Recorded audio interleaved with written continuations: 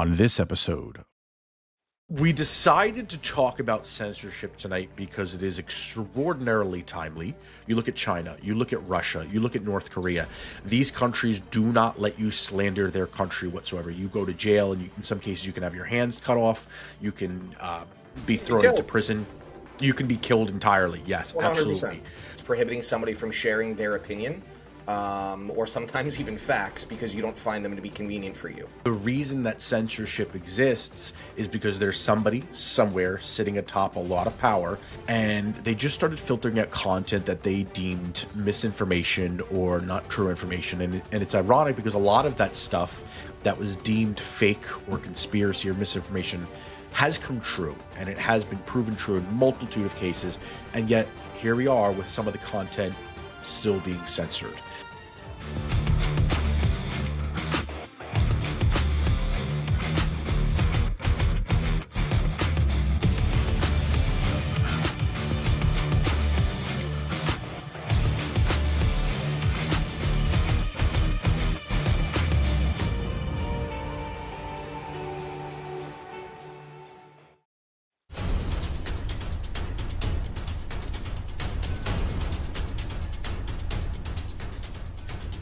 Welcome, dear listeners, to a realm where the truth flickers like a candle in the wind, unpredictable, fragile, yet undeniable. Tonight we journey into the shadowy corridors of power, where whispers of censorship and propaganda weave a tapestry of control over the narratives that shape our world. Have you ever wondered what happens when the voices that should be heard are silenced?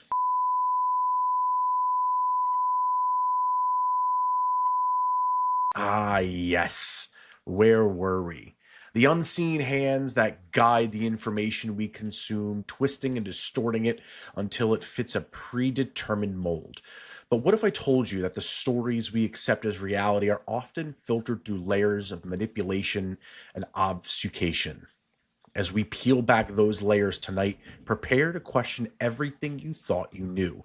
And remember, as you sip your favorite cocktail and listen to tonight's episode of Cocktails and Conspiracies, the truth may just be hiding in plain sight, waiting for you to uncover it. So grab a drink, sit back, and let's deep dive into the world of censorship and propaganda. Good morning, good evening, wherever you may be, whether you are tuning in across the nation or around the world. My name is Shane Skwarek, here, as always, with the very esteemed Mr. Phillips. Cheers, buddy.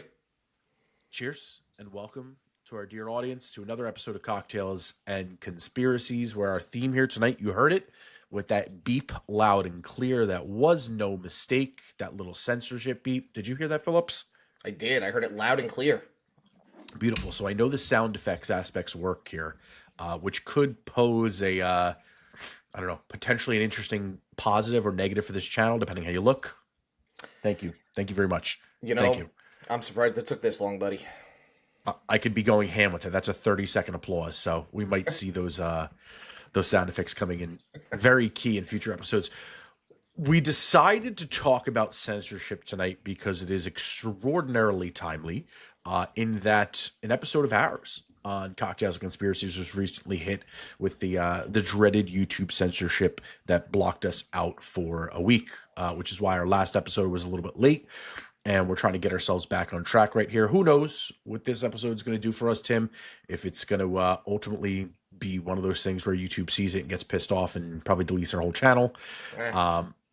But it's interesting, because we're in an era where, the internet's out there, and it allows people to look up anything they want, learn anything they want, do the due diligence for themselves. And yet there are still social networks that started springing up, not the networks themselves, but there's these policies within these social networks, I should say, that start springing up probably around, 2018, 2020 for sure, but probably a little bit before that.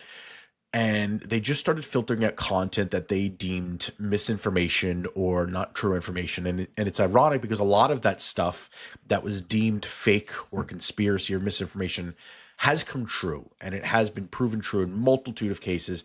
And yet here we are with some of the content still being censored. It's an interesting world. Yeah. Well, it's the we're gonna deep dive into this, but the scariest part about it is where does it stop, right? And I really do genuinely feel like, we're talking it's basically November of 2024. I feel like people are pushing back. I feel like the world isn't as crazy as it was a few years ago. The censorship has gotten a little bit better as people push back, but it For still sure. exists. We're experiencing it right now, which is frustrating, especially when we're a fucking conspiracy channel. But hey, look, right? You said it in the beginning. Who knows what YouTube themselves have in store for us? We talked about this offline when we knew that we'd be broaching or approaching, excuse me, some sensitive subjects as it pertains to things like censorship. And we came to the decision that, hey, we're going to do what we feel is right to talk about and what we want to talk about, and Yep. that's it. And unfortunately, we may take some of these lumps here and there, but we're going to roll with it, baby. Yeah, you said something that sort of resonates with me in that, the people themselves are changing now. People are kind of waking up to the idea that maybe we should challenge the norm. But I don't necessarily know that the algorithms are. Yeah, And my issue with this is largely that there are people that set policy based on their preference of what information is versus sure. misinformation. And I do agree that to a degree there should be certain things that are censored. And I understand you have to be careful with the words you say when you make claims, even under the guise of conspiracy, that you can't claim these things are true. I've been a much bigger fan of something like X does, where they use community notes to add Right. context to something. So you can make a claim, and the context from the community can say, "Well, this is actually really what happened." You see this all the times with Sure. memes or with when they spread misinformation on photos or things like that, especially to incite violence or anything like that. When people are actively doing that, I totally understand it, but I think the context helps. I mean, I think it goes without saying, as a conspiracy based channel, although we call ourselves the conspiracy realists, and that is the approach we take. We try to take a very realistic approach, perspective, really, to what we're covering here. This is still entertainment, and this is Yeah. still up to your own deciphering. We've had very conflicting opinions on the same subject, specifically 9/11, on this very channel, where Yeah. one group of people say one thing and another group of people don't like that first group of people, and they bat heads on it. And for us, the fun of it has been being able to look at all sides of that and kind of reconcile our own opinions, which we've discussed in previous episodes, Sure. and allow our viewers to do the same too. There is content for everybody. We're not marrying to one or the other, but nevertheless, here we are. We wanted to tackle this topic partly because of that recent flag we got there, but because it ties into a lot of the other conspiracies that we've tackled in the past and that we'll continue to tackle in the future. It is election season, and so you hear this stuff a lot more than you probably would any other time of the year. By the time this episode comes out, I assume that most of you will have cast your vote in the presidential election. So I suspect this won't have any impact on what you've done or the decisions you've made. Not gonna lie, I don't think anything we say here could influence most people anyway. Yeah, I But was gonna say, don't listen to us anyway. I don't Look, think most people we're, do. we're not in the business, and I think we made it very clear from the very beginning. Like we're not experts. We don't claim to be experts. We're just two Mhm. guys that have fun doing this shit. Like nobody should really take us that seriously. That that you should let your voting be based on what we say or think or feel. That would be pretty silly. So I encourage everybody to think for yourselves, do your own research, and come to your own conclusion for sure. And just hang out and have fun with us. That's all.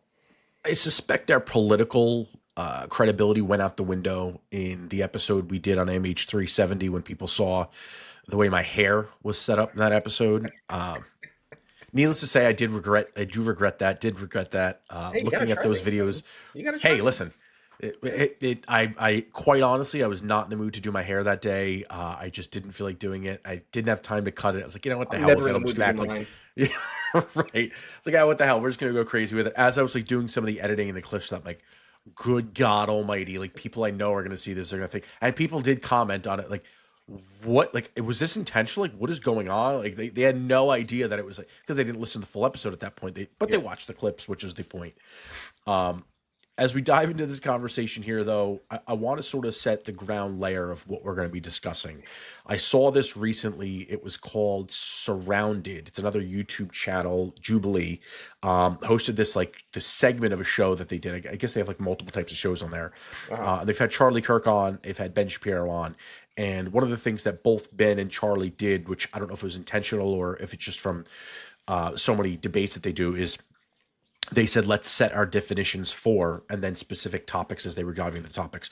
I thought that was really unique because it puts people on the same page as you're discussing things that could be very trivial in the interpretation of it. So for us, we're going to talk about propaganda and we're going to talk about censorship. And so I'm not going to go here and give you like a Webster's dictionary definition of it, but what I think I want to do is just kind of address some of the basic aspects of it.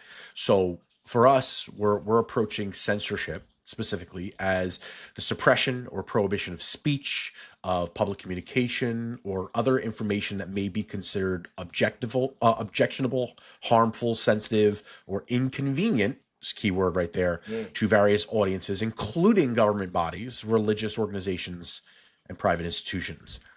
On the other hand, you've got propaganda, which we are defining as a form of communication aimed intentionally at influencing the attitude of a community toward a cause, idea, or position. Often involves biased or misleading information to promote that specific agenda. Again, keyword being intentional here with propaganda and censorship. So, Mr. Phillips, I'm going to put you on the spot right here. Let's bring you back to maybe history class or some sort of It was one of my favorite civilization subjects. class. Well, was it? Okay, there we go. Yeah. What are some types of censorship? Watch me Off not the top know of your head. anything. Yeah, it's going to be hot. Watch me I'm not putting you know on the spot here. anything now. Also, I don't have my Types of earbuds. censorship. Yeah, I don't have my earbuds in tonight, so you're gonna have to repeat that question. What are some types of censorship? I'm not really sure exactly what kind of answer you're looking for in terms of types of censorship. I mean, it's prohibiting somebody from speaking. Okay. I mean, to me, right? Like that's the biggest one, right? It's prohibiting somebody from sharing their opinion, or sometimes even facts because you don't find them to be convenient for you. So I guess really what I was asking you, again, I told you a loaded question, so I put you on the spot here. Types of I can't even speak right now. Types of censorship. I promise I wasn't drinking earlier. This is literally my first cocktail for Cocktails and Conspiracies. The types of censorship I think we're going to kind of try to tackle today is political, is moral, religious, and then self-censorship. Did you think I was going to come up with any one of those actual I thought things? maybe you'd throw out like political or religious. Like over 20 years you've known me and you thought that was the answer that I was going to give you? Holy shit. All right. Fair enough. Continue. So just touching on them really quickly, political censorship is the idea of restricting political discourse, often to maintain control over the government narrative. So you see this a lot in communist style countries. You look at China, you look at Russia, you look at North Korea. These countries do not let you slander their country whatsoever. You go to jail, and in some cases you can have your hands cut off. You can be thrown into prison. You can be killed entirely. Yes, 100%. Absolutely. If you speak out against the government, if you do anything blasphemous. There was a movie that Seth Rogen did with James Franco. Yes. It was called... what was that movie? That was when they went to North Korea, right? Yes. Yes, I don't remember the name of the movie, but I know what you're talking about. It was like a controversial movie. It was obviously a comedy with Seth Rogen and James It was definitely a comedy. Yep. I'm trying to look it up real quick. Controversial movie. Oh my gosh, I wish I remember what it was. The Interview. There it is. So they do this movie called The Interview, right, which is effectively poking fun of North Korea the entirety of the movie. I think they actually went to North Korea at some point to film some aspects of it. In any case, obviously the North Koreans, or Kim Jong-un, was not entirely thrilled about the movie and completely censored it from appearing. You could not watch it. You could not speak of it. And he was actually threatening the United States and asking us to take this off the shelves. And for a brief period of time, it actually was censored and it could not be released because they were worried about what repercussions would come from it. So that's an example of like what political censorship would be. Religious censorship, aims to limit expression that contradicts religious beliefs. So, blasphemy type laws.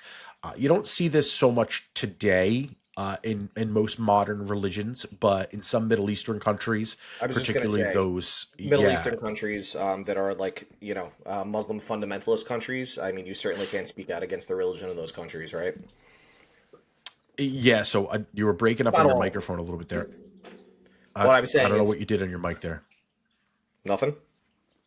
No, it's working now. Yep, you Oh, broke okay. up a little bit there for me though. All right. Well, I'm glad I'm back. Um, yeah. What So I you were what I saying about religious censorship, No, I was simply stating that not in all, but certainly in some Muslim countries, especially yep, ones that are run by some not so kind folks, can easily yep. get you killed for speaking out against specific religions there. Absolutely. And that's a lot of the times when you're seeing some of these wars that are being fought in the Middle East. I mean, you see it right now with what's going on the Gaza Strip, and Yep. you've got these groups that are basically terror type organizations. They're going to be holding their religious beliefs very close to their chests, and so you speak out against that. Again, same type of thing. They're going to try to take you down. Outside of that, you're generally not seeing it too much else out there in like Western type cultures. Um, at least not to the best of our knowledge. Who knows what's being withdrawn from us. And the other ones I'm going to kind of mold together here because I think they overlap a little bit. It's moral censorship and self-censorship. So, Right. on the moral side, it involves controlling content that's deemed inappropriate based on social morals or values. So, censoring explicit content. Porn is probably the best industry to talk about that, how that gets censored. But where I think that kind of bleeds in a lot is in self censorship. So when you are intentionally limiting the things you say or do because you're fearful of what those repercussions are. Again, we're here, we're recording on a platform that you don't have to pay to be on, so you have to follow a certain set of guidelines, and you have to be mindful of the things you say. In many cases, it's a great thing. You don't want to be an asshole too much, but part of the thing that has made the Western world so great, democracy so great, is that First Amendment right? The freedom of speech. And that has given you the opportunity to march down the streets and protest anything you want. You want to speak out on something? That is your right. That is your American right as part of the Constitution. And that was to help prevent the idea of self-censorship. Does that work in every case? Of course not. I mean, we've saw so many instances over the years. You see it pop up on the news where somebody's tweet from 25 years ago gets taken out of context. It resurfaces, and the person loses their job over something they said 25 years ago. And sometimes it's not even something that's that controversial. It's just an opinion they had that goes Hmm. against what today's popular opinion is, right? This happened. I mean, the Me Too movement was obviously one piece, but right after the Me Too movement, you started to see this happen a lot where anything that somebody said that was slightly offensive was getting ripped apart. And that went into like movies. You remember all the stuff about the old Disney movies, Tim? Oh yeah, It just, absolutely. No. I mean, these were things like Pocahontas, for example, which just, I get why people were pissed about it, right? Like, or why they're pissed about it now. But things were different then, right? Right. And so now, like, you're holding these things against people that played a part in that 40, 50, 60 years ago in these old films. Well, Same it's the thing with same thing with taking down the statues. I didn't mean to cut you off, but it's the same thing no, down, go ahead. right? We went through that rash Yep. of political correctness and the pendulum swinging, really hard Hmm. the other way. And what happened for a good summer there? What was that? Probably 2020, 2021. I might Yeah. be off by a few years here or there, I but think like a couple of years earlier than that, even too. I I was think gonna it say was it might again have like even been earlier than 2018 to that. I 2022. I think it think was earlier COVID than that. quieted a lot of it down, but the Yeah. riots were still going on for sure. Yeah. I mean, it was, let's rip down a statue of this guy, a statue of that guy, and we're just going to erase our history because we don't like what that history was. I mean, Yep. it's the most ridiculous thing I've ever heard of. And one of the points I want to make, right, is that when you were just describing the different types of censorship, political and religious, and to me, that just sounds so archaic, right? It Hmm. sounds like that's the shit. Sounds like that's the shit that happened in the Middle Ages because it did, Yep. right? And Yep. during like the Spanish Inquisition, and it's just like, well, we're not barbarians. We don't act like that anymore. But here we are. It's 2024. We're in the greatest country that has ever existed on planet Earth, at least in my opinion. And we're still dealing with it, and it's Is kind of still sad. dealing with it. Yeah, it is. It's one of those things that I don't think will ever truly go away because The reason that censorship exists is because there's somebody somewhere sitting atop a lot of power that realizes that if you allow a lot of people to have their own opinions on things, those opinions are often going to differ and often going to clash. And it makes it really difficult to do things, to get things done. I agree with that. I don't disagree with that mindset. I work with a lot of nonprofit organizations in my daily life. And as part of Yep. those nonprofits, they're often governed by a board, which can be Oh, 9 the good old people to board. 15 people. Like boards can be very big. The problem is when you get a board involved or any group of people involved in a project, you have a lot of opinions and everything moves terribly slow. And it is very easy. And again, this is my niche that I've kind of developed in my own business, but you have to understand how to navigate through all these ideas and these personalities, and you're going to get ideas that are god awful and terrible that won't work. You can't just tell them no. I mean, you can, but you're opening up a can of worms to a whole mess of other problems and people now fighting and arguing and going back and forth. It'd be much easier if you isolate all those people out, right? But that's not how Sure. it works. And there's a reason that those people are being involved and that they're governed by a board of people so that one opinion, even though the opinion is right most of the time, doesn't make a bad decision that isn't in the best interest considering all facts. And there's been plenty of times where, again, I'm largely a consultant to a lot of these organizations, so I don't get the final say anyway, but there's been many times where I've proposed an idea and somebody's injected an idea that's better than mine, and we've been able to adapt to it. That's the side of the healthy board. Sure. But when you extrapolate that out to government, the reason government moves so slow is because you've got always the left and the right, and they always go to bat and they never really vote across the center lines. So really who's in charge of the House and the Senate dictates who does what. Occasionally you'll get some trickle over, most certainly not in the most recent years. But that's the point, right? It's supposed to keep everything level. What ends up happening though is when one party or one group of people maintains power for a period of time, and this is where you start to see communism come into play.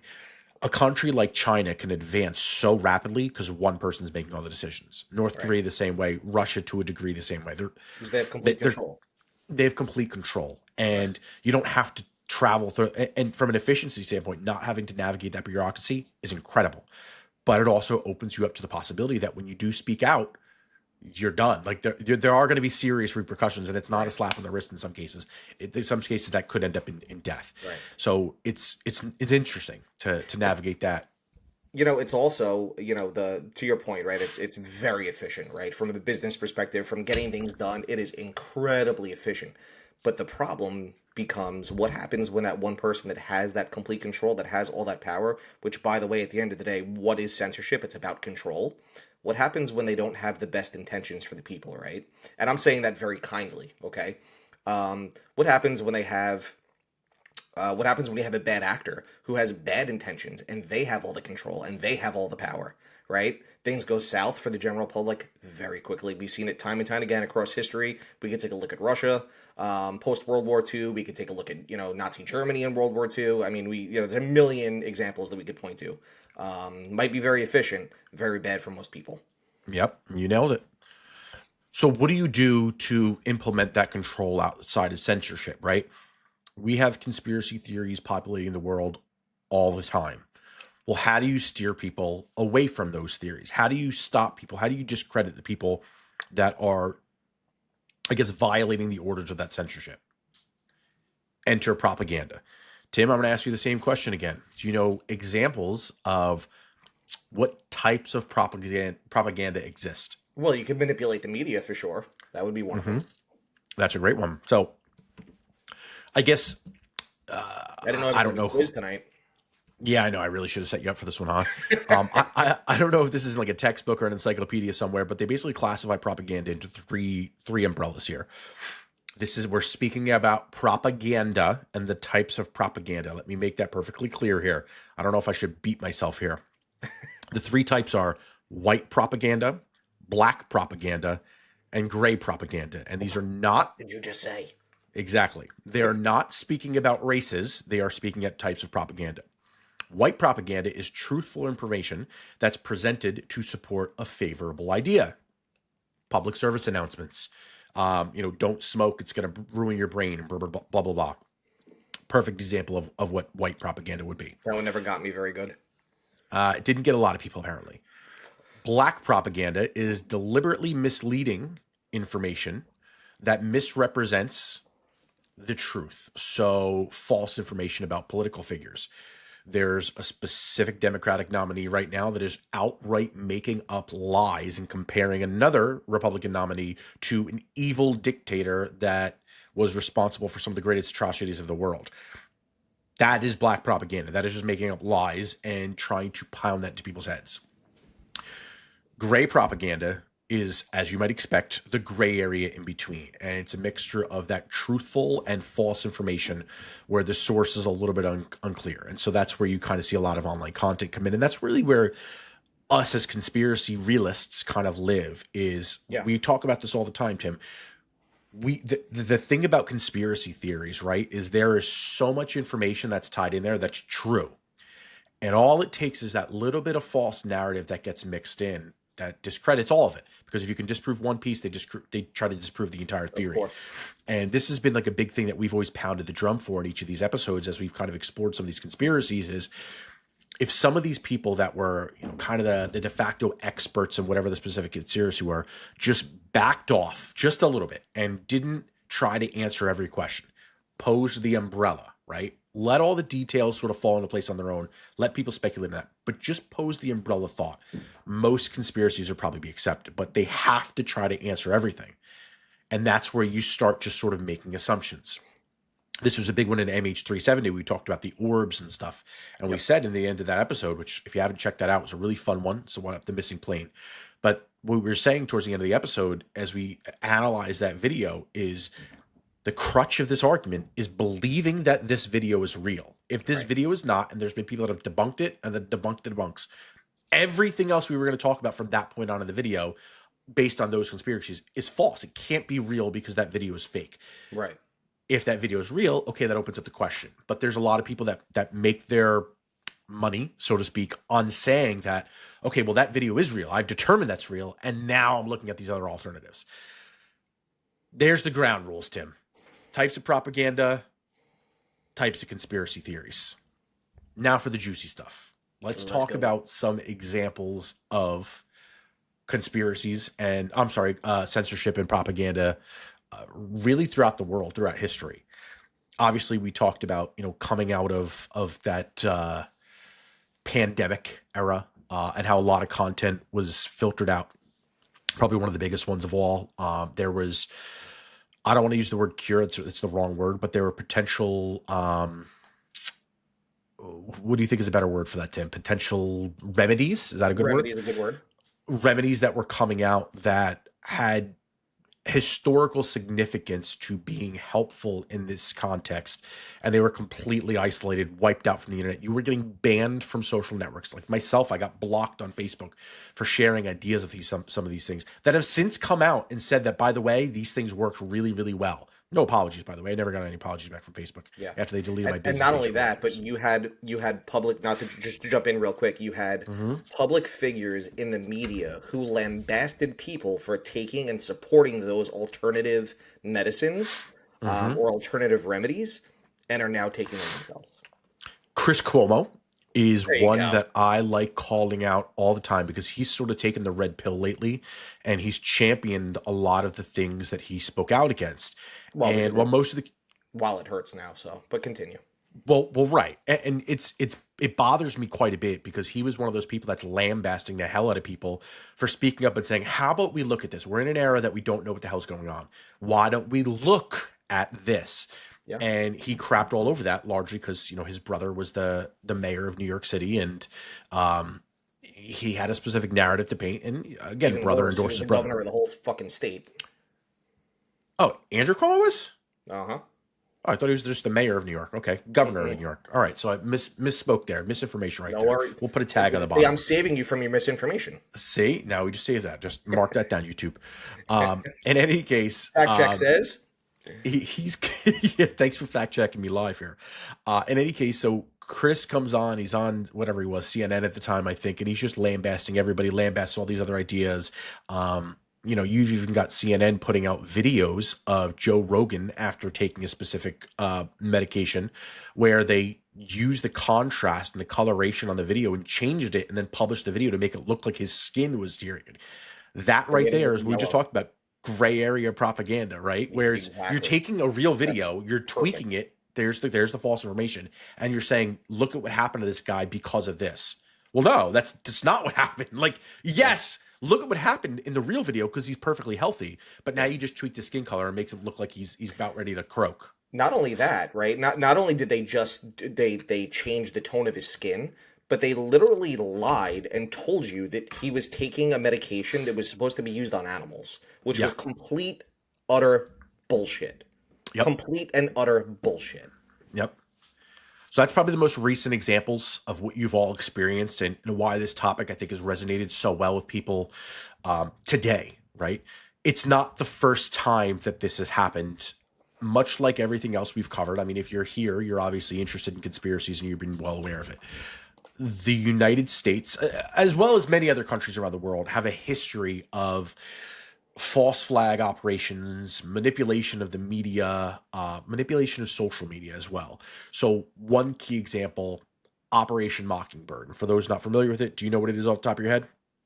Yeah, it was I a know I'm quizzing CIA you again. I don't want to keep throwing these questions out in the it quiz. was a CIA operation during the Cold War where the CIA had allegedly manipulated American media um, to form a certain view and opinions about the Russians and about what they were Nailed it. doing, what their objectives were. Perfectly well said right there. And Well, that's, see this? I mean, the brain's starting to work. He gets a little bit of the booze in there, gets the just need blood a flowing a need a little little bit. bourbon in there, baby. It's kicking off now. Just came from 2 hours of baseball practice. All I'm thinking about is go go go go go go go. That's it, baby. So like that is what you were talking about before, where it feels really archaic, that the government is now manipulating the media. And in the past, it's been really easy to do that because when you had newspapers, the average person, pre-internet days, where are you getting your information? You're maybe watching it on the news, and you have like 2 or 3 channels, which are owned by the same 2 or 3 people, all of the channels today. So at the time, even especially, or you had newspapers, which are also owned by essentially the same people that own the television stations, or you talk to your neighbors who are probably consuming the information from the same places, if at all. And so it became really easy for you to pass a specific narrative that you wanted to because you really only had one option to look at, and it was the narrative they painted.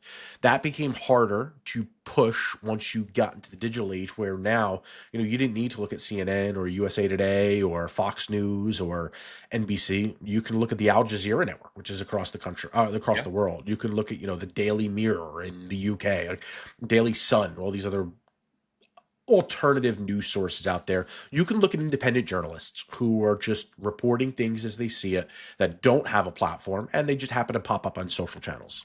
Yeah. I mean, look, I get my news every morning. I hop on X and I go directly to Matt Taibbi. Shout out to Matt Taibbi. I think he's one of the best Yeah, independent journalists out there. great journalist. Yep. Crystal and Sagar host a great show on X as well, and they have their own platform. But like that's where I get my news from nowadays. Yep. That's where a lot of people now, especially like young kids, like what's that new? They're not like Generation X, are they?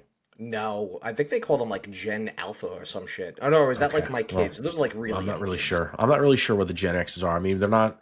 I don't even know what we are, man. I think maybe we were Generation X, right? No, Degeneration so X. Gen That's why X they came up was with that. technically a little bit before us.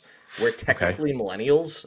But Oh if you no, I don't know if I but if agree you with that. really wanted, listen, I subscribe to the theory that we are what I call elder millennials, right? Because we were born before the internet access and before cell phones and before That's smartphones, true. and we That we is were kind true. of like the last of that dying breed of normalcy, if you will. So I think we're elder millennials, my friend. So the people that are much younger, millennials, these new era people, whatever their generation is called, post that in the comments for us. Gen Correct Z, us Gen here. Z would be after us. Gen Zs. Um, they're getting their news from social media. I mean, it's almost exclusively. Most of them have never probably picked up a newspaper or even seen one in their entire lives. That 17 plus demographic there, and that becomes a lot harder to control until you get the role of social media. And so that's why the era of the pandemic became so important, because there was speculation that stuff was being censored, both in a previous election and then within that pandemic era, that media was being withheld. You alluded to before when you're having these major personalities come out and bash people, but what was also happening is you had doctors and very credentialed people in science and medicine coming out and saying, hey, you should try this. This is my page long list of all of my background and all the publications. I've got books worth of publications. And they were being silenced as well because it didn't feign a narrative. What we came to find out, and that was from the Twitter files, where Matt Taibbi was one of many journalists that were given access to everything Twitter. When Elon Musk came in, sort of as a joke, and offered up, what was it, $47 billion to buy X within certain parameters, which I think they tried to call his bluff and they tried to sink it and make him pay the fine to bail out of the deal. In any case, it comes through. He buys Twitter, converts it to X, unlocks everything. He unlocks the Slack channels, unlocks all the DMs, unlocks the code, and gives it all these independent journalists to rip it apart. And what we come to find out is that there are government officials, there are people from the CIA, the FBI, there are people from the White House, in the Senate, the Pentagon, that are messaging key access people within Twitter and requesting them to lock down content, remove specific content, ban stories. We always hear about the Hunter Biden laptop and how it impacted that election and how it was completely limited. It was a New York Times article that came out and you could not post it on any social media. It was immediately shut down and you were getting warned for it. That's censorship, right? By the way, I feel like there's a strike coming. This is all publicly available knowledge now. This is all true. This is 100% verifiable. We're not saying anything that's speculative. This is all things that have happened. We're not accusing anybody of anything. It's all things that have happened. So please, if you're going to try to strike us, watch the whole thing here. In any case, whew, maybe I should just start beeping myself every time I want to talk. Where's my beep? Censor beep. All right. It's probably annoying the crap out of people that are listening to this with headphones on. In any case, when you start to look at the age of social media, when everyone starts to consume their media, you can't just paint the propaganda picture, right? You have to figure out another way to do it. How do you do that but to start censoring that content and then painting the narrative through those traditional media outlets by making them the fact checkers, right? Making the same branches of people that come through. There's your key piece right there. Social media doesn't end right there, though, because after the Twitter files come out, Mark Zuckerberg gets up there and he says the same thing. We were approached, by the way, by all of these companies, and we were asked to do the same thing, and I would never do that again. At the time, we were told A, B, and C, and he was very fearful of what would have happened. I'm shaking my head, Tim, because I'm not so sure if I buy the apology or if it's just more of a save face act. Yeah. Well, you know what the problem is, right? We're talking about big tech and these social media companies, and 99% of those people lean a certain political way. And so they have their own specific agenda. So to your point, it makes it a little bit more difficult to buy that, that apology. I don't doubt for a second that some of those three-letter agencies did contact these people and literally threaten them. I think that happened for sure. And this isn't speculative either, because there's verifiable proof of massive donations made by people in positions of power that worked on the boards or within the companies of some of these organizations that correct. And it's also the words of Mark Zuckerberg. I mean, he came out and made a public statement stating that this occurred. So we're going by what he said. Yep. There was a movie or a documentary that, and I cannot think of what it was called, but it effectively talked about a data mining company that was collecting all the data from social media. People go on Facebook all the time, particularly. They're notorious for it. No, it wasn't Social Network. That was a documentary, right? I didn't make that up. No, that's a movie. That's an actual movie. All right, so then I'm thinking of the same documentary you're talking about. I just can't remember the name of it. The documentary talked specifically about Cambridge Analytica. Yes. Let's see if I can pull up the documentary name. I remember watching it at the time, and we kind of we talked about it amongst our friend groups, and we thought it was going to be more groundbreaking, and then we were like, oh, I kind of knew all that already. Well, we knew a lot of that already, yes, but not a lot of people did. So the documentary I pulled up is a Netflix documentary. It looks like it's still up there. Is called The Great Hack. Okay, and so there's a data company called Cambridge Analytica that was effectively being hired by just about everybody to do everything, right?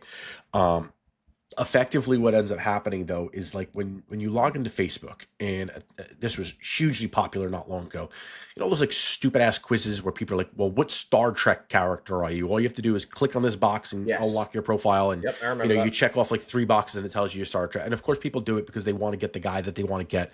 Who's your what Harry Potter character you most like, and all this. Right. And every day you're seeing this stupid ass shit coming on there, like, or my favorite is when it was like, oh, what celebrity do you look like? And then you give it access to all of your profile information, and you get some slob that ends up looking like Beyonce. It's like, oh yeah, clearly, if you put the two pictures side by side, you guys look identical. What people didn't realize is like, obviously these weren't telling the truth, and I think people always knew that, but they didn't care. But what they were Sure. doing is they were allowing these applications, because that's what they were, to get access to their social profiles and all of their information that's on there. Okay, I don't care. Why do I care about that? Why you care about that is because a company like Cambridge Analytica now is compiling a database of who you are on the internet, right? Then they're selling that data. Now, that might not seem particularly groundbreaking to you. Maybe you don't care about that. A lot of Sure. people say that until that information is starting to be used to weaponize you, to be weaponized against you. How is that done? Well, what they were able to start doing is creating, again, propaganda, gray area propaganda. It might be advertisements, it might be political ads, it could just be an ad for something else, it could be getting you into pages, and they're going to speak to something that ticks you off. And so they particularly used the 2016 election quite a bit, because it was a Trump versus Hillary election, and they would post something that would say, oh, Hillary said blah blah blah blah blah, or Trump says blah blah blah blah blah, and they would pit those and they would send it out to that segment of people that would be most likely to respond to it. And what happens is it gets them irate, and it gets them involved, and it keeps getting the commenting and posting, and it gets them to start spreading this misinformation rapidly. This is where the word misinformation, I think, starts bolstering up and going crazy. Does that matter? I mean, does it matter that people are posting on social media crazily, Tim? Probably not. Probably not. Probably not until you look at how this data can start to be used in foreign elections. And so, again, propaganda doesn't happen just here at home, and propaganda doesn't happen just to our country, right? Our own government, and this was exposed in that film, The Great Hack, on Netflix. I'm sourcing this through Cambridge Analytica. What they were doing was they were hiring companies, and they'd use them to influence elections in other countries. I want to say, I'm going to type this in real quick because I don't want to get this wrong here. Impacted by propaganda in the documentary Great Hack by Cambridge Analytica. I want to say it was the Dominican. I'm looking this up right now. No, not Nigeria. Yeah, damn. I can't find it here specifically. It's talking about U.S., Nigeria, so on and so forth. Maybe it was Nigeria.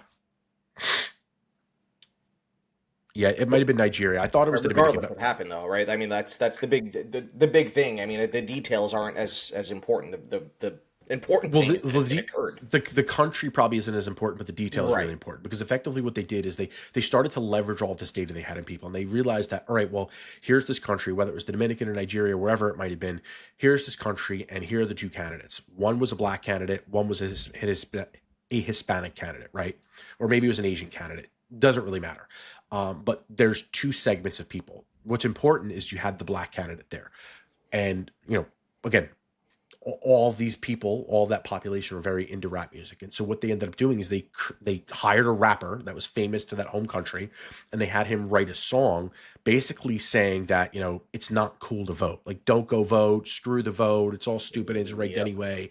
And what it did is it convinced a lot of the black youth to not go and participate in the election, which allowed this other person that was probably not a favorite to win at all, especially because they didn't really match the nationality of the country, to sweep the election, because it kept a lot of people home from the polls. They used all of that data that people were siphoning to them, giving it to them, to understand exactly what they wanted. They paid somebody off to create propaganda to keep them home in the form of music.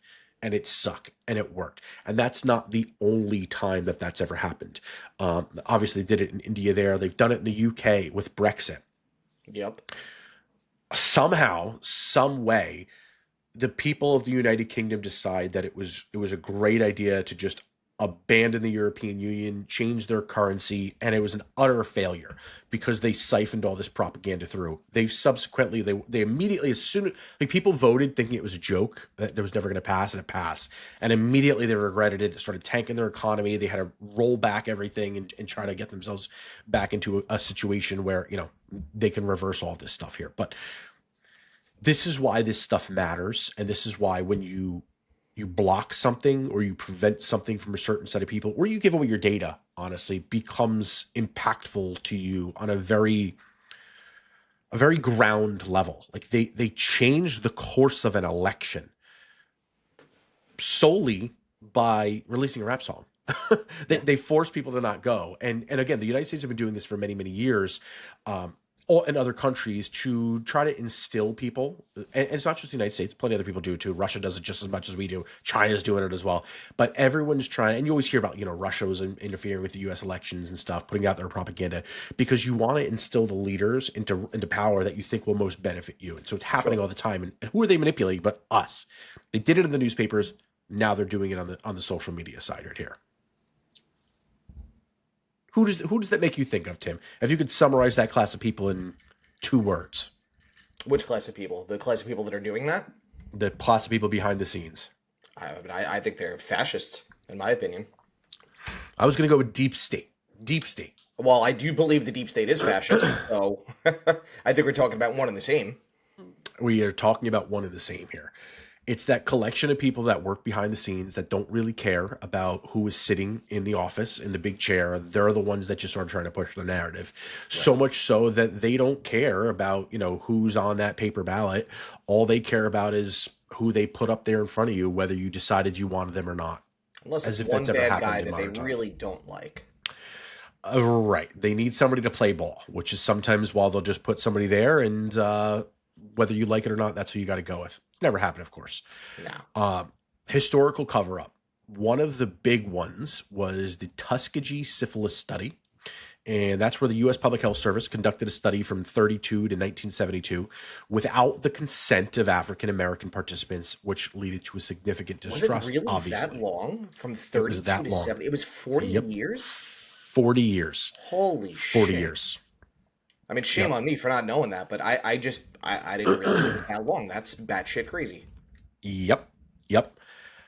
For those that don't know what that is, it's obviously pretty notorious. It's a clinical research study conducted by the Public Health Service in collaboration with Tuskegee Institute. And it's basically, the purpose was to observe the natural progression of untreated syphilis in African-American men, because researchers wanted to understand the disease's effects over time, believing that the disease manifested differently in Black individuals compared to white. It involved over 600 African Americans, largely from Alabama. 399 who had syphilis, while 200 served as a control group. Obviously, they were predominantly poor, not educated, so they have absolutely no idea what's going on here. Yep. I remember growing up as a kid, Tim, and did you ever do one of those medicine places where they stuck you with a bunch of shit and then paid you money for it? Not per. I know what you're talking about, but I haven't. Yeah. I remember doing it all the time as a kid, and I loved doing it because we always got paid, and I was never allergic to anything. But it's just that's when I first learned about this study. That's what really hit me strong. I'm holy crap! This is probably what they were doing. They were all offering these people probably a couple bucks to come say, "Hey, stick you. We're going to test you something." Yeah, do this study. Get paid for that study, especially when you market that to an impoverished community. I mean, forget about it. You're going to have people literally gnawing at the bit to jump into your study. And you wonder why this group of people is now, in the position that they are right now. Yep. I'm not even going to go down this rabbit hole, but I don't think it was things that happened hundreds of years ago. I think it's things that happen like this, where your government sows a distrust in you by injecting you with syphilis, which obviously causes a ripple effect of severe health complications. So to jump in real quick, right, about what's still going on today, to your point. So my mother is a phlebotomist. Okay, before she was a phlebotomist, she worked for a company that administered these types of studies on people. Okay. Not necessarily saying they were all, nefarious studies, right? It was, experimental medications and, things of that nature. Where's that located? It's located in Neptune, New Jersey. Parts of Neptune, New Jersey are not the best parts of New Jersey. What is it Okay. also very close to? Asbury Park. Asbury Park, Mm, parts of Asbury Park are low have income. seen a great resurgence over the past decade or so. Some parts of Interesting. it still a very impoverished community. Where do you think most of those test subjects come from? They Yeah. come from the impoverished communities of Neptune, New Huh. Jersey, Asbury Park, and the surrounding areas. Case in point. It's crazy, man. It's Bingo. it's one of those things where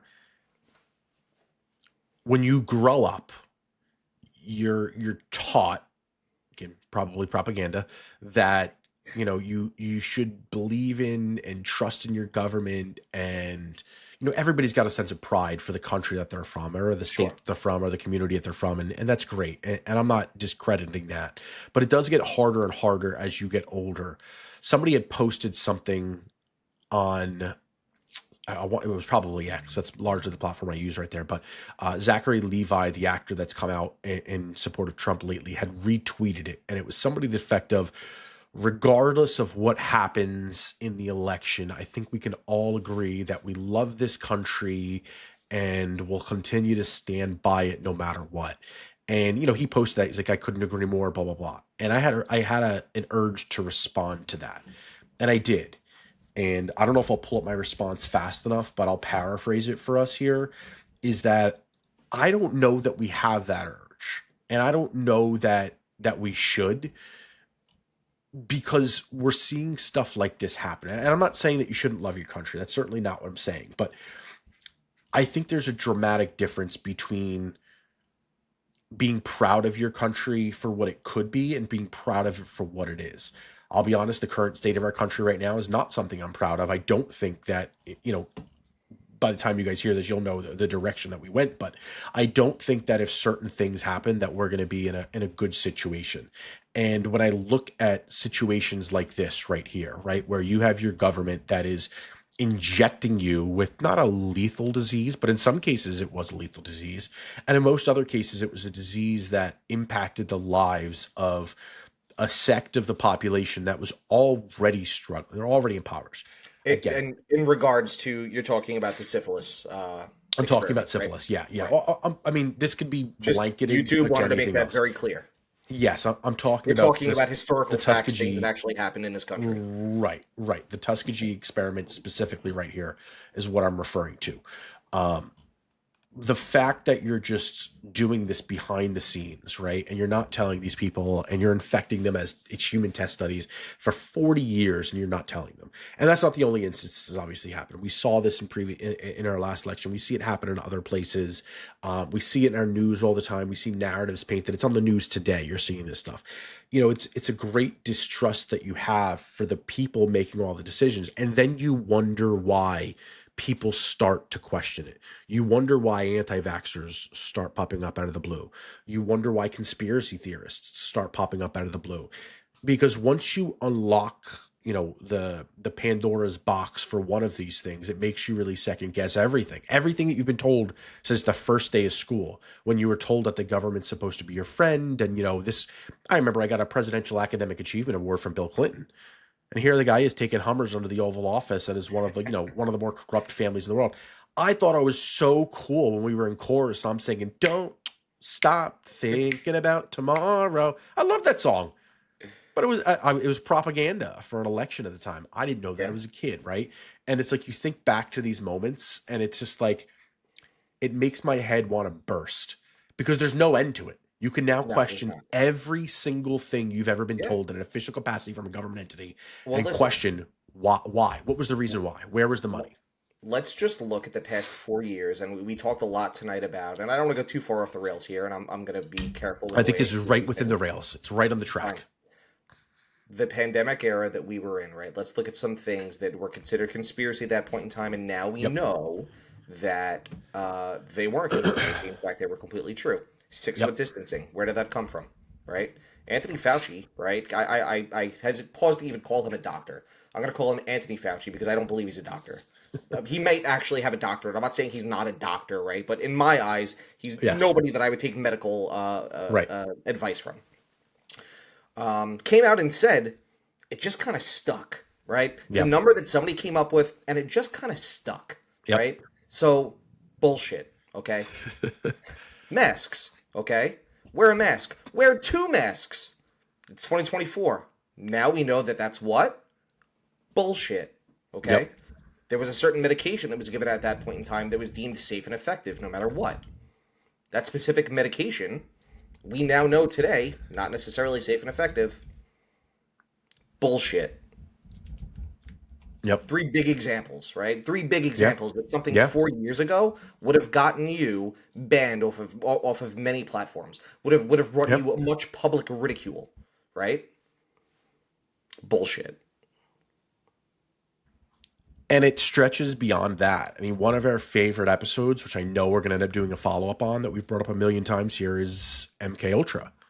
I mean, here's another government program where they were manipulating people. And don't think it was only with drugs, right? It was in multifaceted ways. Like, you see this, and you can go back and look this up on the internet on your own time, but like old films, the messaging they put into it, the messaging you'd put into books, and how you'd ban specific books like George Orwell's 1984, which talked a lot about government surveillance and to not allow that, and how they would ban a book like that from getting into schools. You see this stuff happen consistently. And one of the big things that was studied with the MK Ultra program was, there are multiple ways to control people. Obviously, hypnosis was one of the big ones. Drugs and deprivation were 2 of the other big ones that we always heard of. But one of the ones that kind of gets ignored because people think it's just like, oh, it's not as like as exciting as the drugs or the Jason Bourne type movie things. Right. Is this information control and perpetuating messaging through the media, through movies, through music. I mean, we just talked about it before, how they created a song specifically that convinced youth to not go and vote. And it's not the first time that that's happened, right? And it happens to us all the time with the stuff that we see out there. People always joke like, oh, well, you see it in the movies and it softens you up because when you see it in real life, you're not impacted as much there. It's happened. There's a historical precedence for it happening. It's happened more recently in our lives, and we tend to give up our own rights when it happens. I'll never forget after 9/11, we talked about the Patriot Act, and we talked about this in our 9/11 episodes too. And I couldn't be more championed for the Patriot Act as a person in technology. Again, the whole concept being, well, if I have nothing to hide, I don't care if they surveil me, right? Of course, so we all say. Well, the same thing goes with free speech, and you're seeing a lot of people now talking about that. Like we go back to self-censorship, but it goes beyond self-censorship, right? When you start to give a government body the ability to censor you, because this has now come up quite a bit with now how X is Elon's, and he doesn't censor the same way. He community censors, community notes. Everything is fair game. Even if it's hate stuff on there, which sucks, I admit that, he suppresses it in the algorithm, supposedly, but it exists, and that's fine. People are entitled to those opinions. Yeah, but hate is an opinion, right? You might not like it, Exactly. right? And I'm not for hate against any individual group or any person. But it's an opinion. As long as you're not actually calling for physical violence or doxing someone, it's an opinion, man. And guess what? The First Amendment is only relevant when people who you disagree with say things that you disagree with. Right. That's it. Otherwise, it's meaningless. And I'm not the first person to say that. I'm not a particularly intelligent person. I've heard that repeated by other smart people many, many, many times, but it's the truth. Well, what's more important with what you just said, too, is that... Whoa. That was weird. Are they censoring Can you you right still now? hear me? They're What? censoring you live. Did you see that? I did. It just like cut my video and like brought me in. Now I've got like weird audio coming in. I That was going to was say, really now you weird. sound very odd. Oh boy. It said a new track is here. It's like I'm a whole new person here. I What sound odd. letter agency is tapped into your hard drive right now? Somebody's tapping into here. Oh boy. Okay, here we go.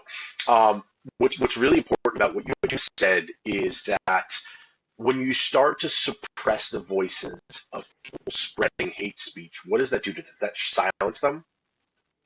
No. Well, no. I mean, first and foremost, it's going to agitate them even more. But to me, what the most important thing is who decides what hate speech is, right? As a community, as a civilization, whatever you want to call it, we can all come up with some general things based upon morals that we'd say, hey, Sure. probably not the best thing to say. We would deem that to be hate speech, right? But when you give one entity or one person the ability to deem what is and what isn't okay to say, well, you might be on the right side of what they're allowing today, but what happens tomorrow when their opinion flips or when new information comes out? And guess what? They don't like you anymore, motherfucker, right? Now what you're saying is hate speech, right? Or deemed misinformation to them. Well, guess what? Where does it end, right? As I said in the very beginning, where does the buck stop? And that's what's so dangerous about this whole fucking thing. Yeah, and we've seen that happen with X. Is when it was Twitter, there was a certain segment of people that loved it, and there was a certain segment of it that hated it because they felt like their voices were being heard. And now that's sort of flipped because everybody's voices are being heard a little bit more. There's voices on that platform now that are louder because their voices are allowed to be heard. And there's another segment of people are saying, well, now that's hate speech. Now they're saying things that I like. Well, yeah, because the person in charge changed. And as long as we continue to have free and fair elections, if that is going to change every 4 years, it has the potential to change every 4 years, and then you have a government entity that's sitting there in control of it, you might, like you said, be on the other side of that coin. What I was getting at with the suppression of that particular person's hate speech, though, is that not only are they not going to care that you censored them, it's going to make them angrier, and it's going to prove their point that they're right. I'm not Right. saying that they're right, but what's going to happen is in their mind, they already feel like they're being marginalized. And when you marginalize them, you actually do that. You just validated them. And then so that groundswell of people all of a sudden gets bigger. And we've seen that happen with somebody like Alex Jones, who, listen, he said some crazy shit. Some stuff he says, I think, is kind of on point, and it begs to be questioned. But most of the stuff he says, he kind of takes a point that I like and just blows it out of proportion. We've talked about Matt Walsh the same way. Yes. Matt Walsh was another one. Like, he says some things that we really agree with, but then he kind of takes some things, some viewpoints that we dramatically don't agree with. Alex was censored all over the place. Did that slow him down? No. In fact, it made him 10 times bigger than he ever was ever before. Because when you start to shut people up like that are just ranting and ranting and ranting, even if they're ranting bullshit, all you did is you just made him a martyr of those people. And as a martyr, everything he says now is going to be true. 100%. Look at the 2016 election, okay? This is perfect time to talk about this, okay? Former President Trump was just on the Joe Rogan Experience, right? Yep. One of the first things that Rogan asked him about was his time on The View, okay? This was probably 2015, probably about a year before the election. He goes on to The View, and what happens, right? He's greeted warmly by everybody on The View. They love him, they're kissing him, they're hugging him, they're calling him my friend Donald Trump, so on and so forth, right? Then what happens? He actually starts to pick up a little bit of steam. So what do all these major news networks do, right? What do these legacy media news networks do? They give him negative press. In turn, what does that do? He blows up. Blows up. I mean, they're largely, in part, responsible for putting him in the White House. Right? That's a perfect example. A perfect example. I think one of the most important pieces about censorship, too, is the ability to protect whistleblowers. And again, whistleblowers are a thing. I remember, again, growing up, when I hear the name Edward Snowden or Julian Assange and them being painted as complete villains, because if they ever step foot back in the United States, or Assange's not from here, but if Snowden never stepped foot back here, you throw him right in jail, probably executed at some point. And I remember thinking there's some bad people, and it wasn't again until later in life when I started to watch documentaries on them, watch interviews with them, and I realized what they did.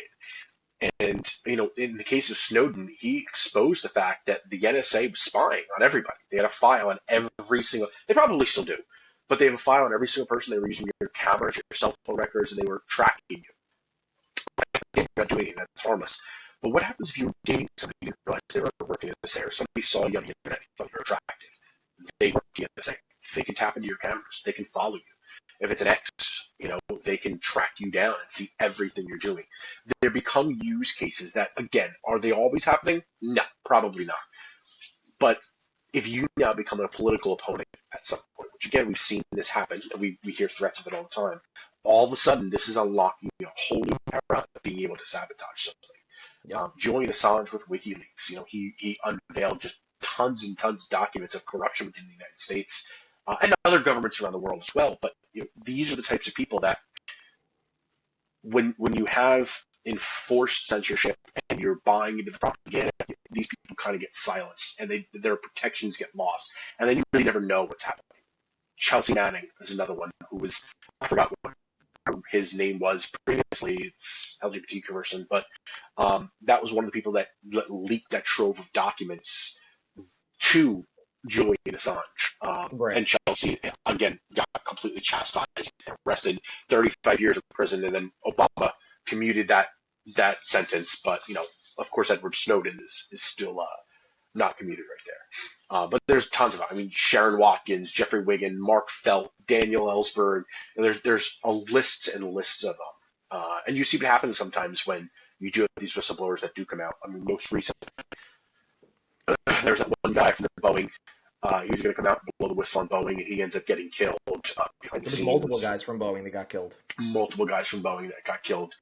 And even the guy that who's the most recent guy that just came out, the aliens in the he did like the Senate hearing.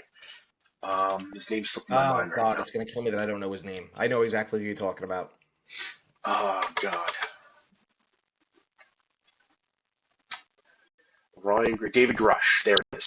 So David Grush is another one, right? So he comes out and talks about the U.S. knows about aliens and so on and so forth. UFOs who not intelligence. But listen to what he's actually saying. He talks about the thing that he's proved to say. So although he's whistleblowing a little bit, there's still some propaganda mix, and there's still some censorship, whether it's self-censorship or some other bodies listening in his ear. Well, I think in his case, right. I think in his case, there's self-censorship because he was privy to things that were top secret. And I think he's just saving his own ass from going to prison from sharing the specific details. And I kind of don't blame him in that specific scenario, but that is certainly self-censorship.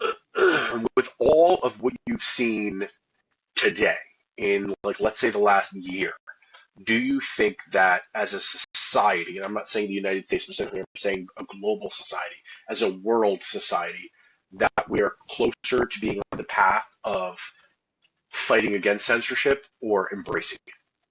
No, I think we are 100% much closer to fighting it. When you take a look at, you brought up the Me Too movement, right? And that was kind of a good starting point to a lot of this censorship and self-censorship.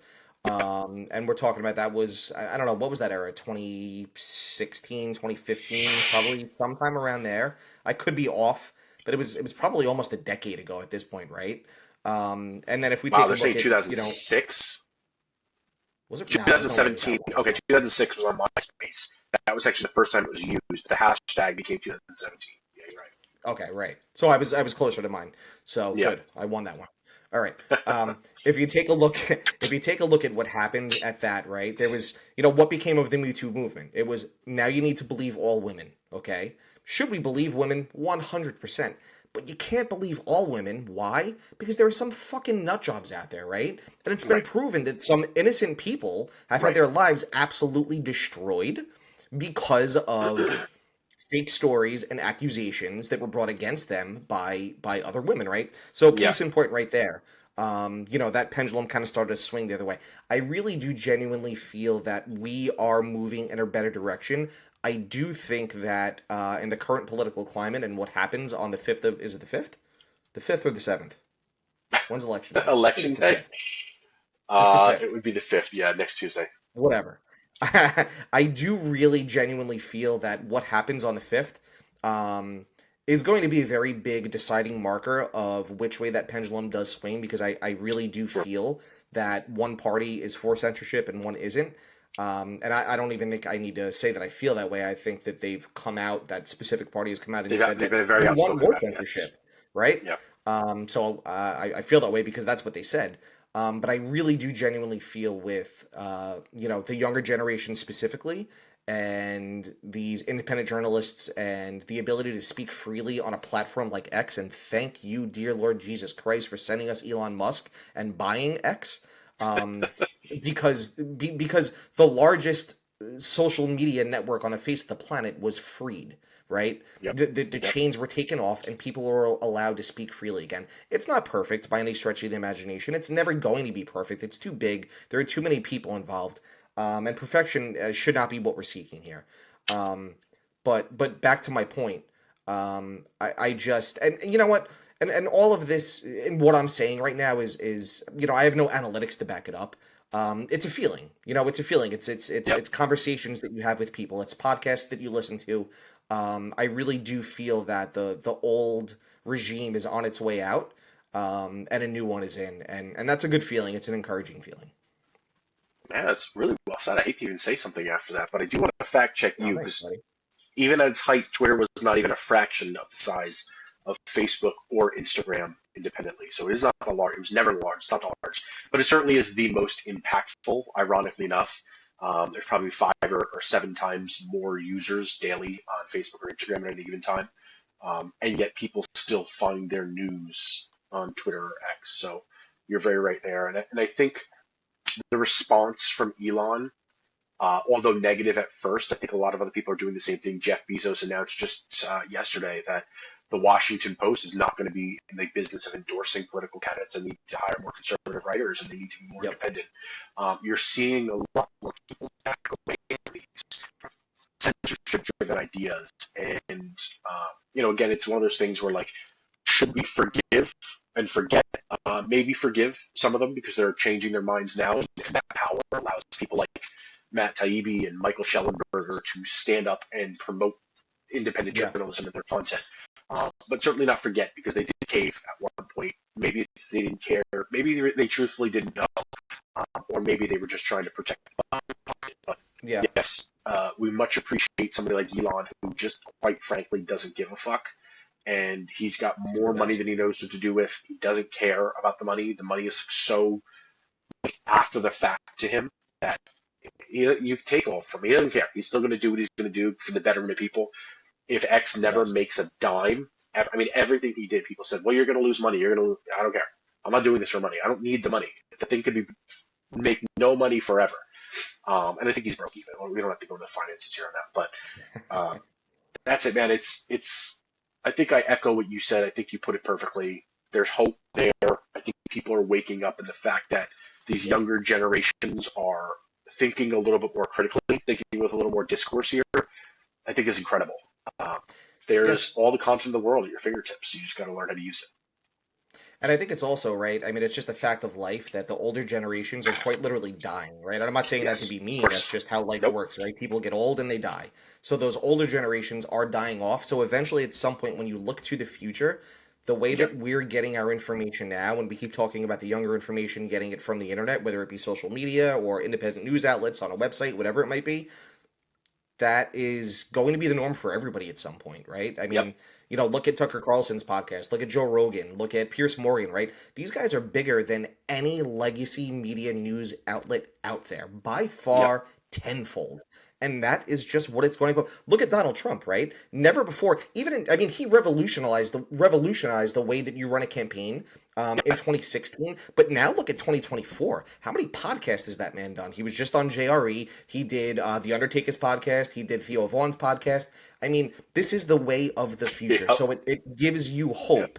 It gives me hope that in the future, and when I say the future, I don't mean it's going to happen within the next year or two or maybe even 10, but 20, 30, 40 years from now, this is the way that we consume our media. And there's a lot of problems with that too, and we talked about a lot of that, and we didn't even delve deep into the fact of, what role does AI play in misinformation, right? And we could probably do, and I'm sure we will at some point, do a whole Oh, nother AI's episode coming, on baby. things like that. And that's a problem. That's certainly a problem, and it needs to be addressed. And I'm not smart enough to come up with a solution for that. Maybe we could bullshit about it someday. But it gives you hope that in the future things are going to get better. Ladies and gentlemen, there is no better time than to follow us on X at Conspiracy on X, to follow us on Rumble at Cocktails Conspiracies, to follow us on, well, right here on YouTube if you're watching us here, on Spotify. We're also on Instagram and Facebook right now. We encourage you that, because who knows how long or what we're going to say, and I don't know how this works on YouTube after the first check if they analyze every video here. Hopefully we're here for the long haul and we get monetized and we have a wonderful time, but I know there are fine guidelines, and I'm sure we're going to screw them up because we can sometimes those cocktails get a little uncensored here. But follow us on all platforms. If you can't remember all those things, head over to www.conspiracyrealist.com, and we have all the links to you right there, so you can go ahead and follow us on those platforms. I strongly do encourage that, at least the Spotify and the X, if nothing else, and Rumble too is great, because from what I understand, that the parameters in there are not the same as the other channels. But that's going to wrap it up for today. Before we get beat out one more time, I'm Shane Skwarek. This is Mr. Phillips. Watch what you say, ladies and gentlemen.